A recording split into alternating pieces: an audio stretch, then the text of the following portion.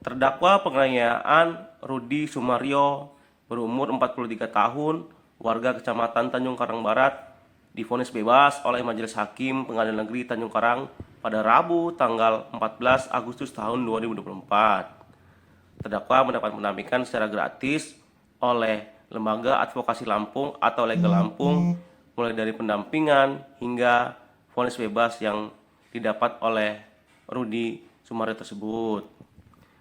Ketua Legal Lampung, Heri Hidayat, mengatakan bahwasannya kliennya tersebut memiliki riwayat gangguan kejiwaan, sehingga proses hukum terhadap terdakwa tidak bisa dilanjutkan karena memiliki riwayat gangguan kejiwaan yang disertai oleh kartu kuning yang didapat oleh Rudi tersebut dari rumah sakit jiwa.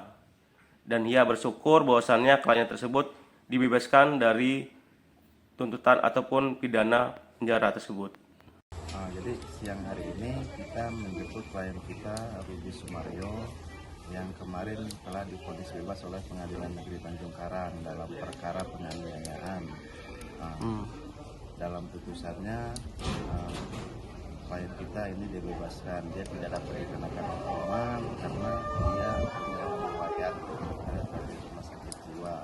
Kita memang sudah meyakini dari awal sejak di tingkat kepolisian bahwa ini tidak dapat dikenakan pidana, namun ya kepolisian tetap memaksa. Jadi ya sudah kita lanjutkan proses sampai persidangan.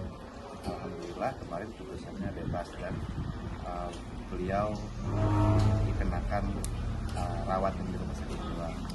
Ya.